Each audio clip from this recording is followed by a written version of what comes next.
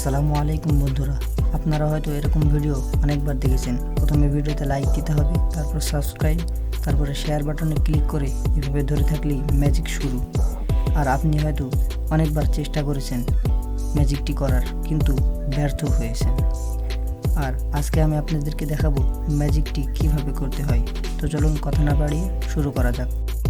তো সবার প্রথমে আপনাদেরকে চলে আসতে হবে গুগল প্লে স্টোরে।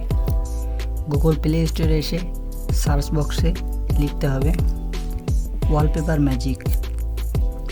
ওয়ালপেপার ম্যাজিক লিখে সার্চ করলে এরকম কিছু অ্যাপ চলে আসবে। তার মধ্যে 2 নম্বরে যে অ্যাপটি আছে ফ্লুইড ম্যাজিক নামে, এই অ্যাপটি আপনারা ইনস্টল করে নেবেন। এই অ্যাপটি ইনস্টল হয়ে গেলে আপনারা অ্যাপটি ওপেন করে নেবেন। অ্যাপটি ওপেন হতে কিছুক্ষণ সময় লাগতে পারে, ততক্ষণ অপেক্ষা করতে হবে। অ্যাপটি ওপেন হয়ে গেলে আপনাকে সবার প্রথমে ভাষা সিলেক্ট করতে হবে।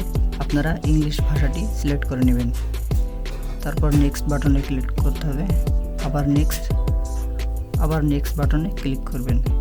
মনে রাখবেন এই অ্যাপে কিন্তু প্রচুর পরিমাণে অ্যাড আসতে পারে।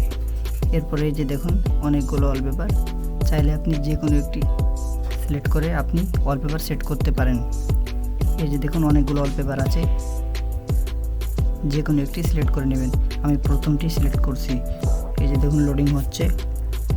এখন এই যে অ্যাপ্লাই বাটনে ক্লিক করলে আপনি কিন্তু ওয়ালপেপার সেট করতে পারবেন। এই যে দেখুন কত সুন্দর ওয়ালপেপারটি সেট হয়ে গেল। তো এই যে সেট ওয়ালপেপার নামের বাটনে ক্লিক করলে আপনার ফোনে ওয়ালপেপার সেট হয়ে যাবে।